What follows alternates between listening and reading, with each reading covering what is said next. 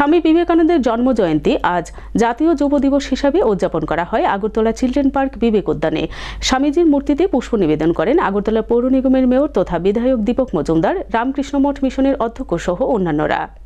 আজ স্বামী বিবেকানন্দের ১৬৩তম জন্মদিবস রাজ্যেও জাতীয় যুব দিবস হিসেবে যথাযোগ্য মর্যাদায় পালিত হয়েছে। এই উপলক্ষে বিবেক উদ্যানে এক অনুষ্ঠানের আয়োজন করা হয়।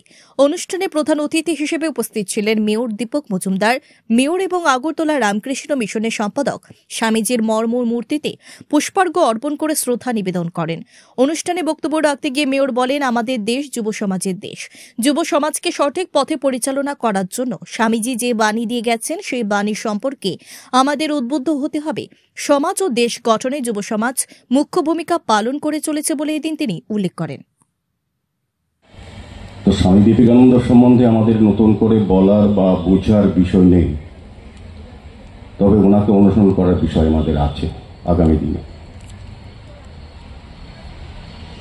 বিশেষ করে আমি বলবো, যারা বর্তমান এবং আগামী প্রজন্ম, যারা সমাজ গঠনে, রাষ্ট্র গঠনে যে যুবশক্তি, তাদের অনুপ্রেরণা স্বামী বিবেকানন্দ এবং তাদের পথ চলার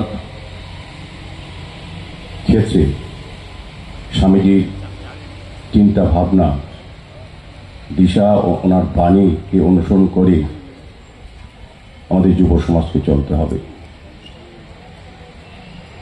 এবং আমি বলবো যে স্বামীজির পথই হচ্ছে আমাদের আসল পথ। উনি দেখিয়েছেন,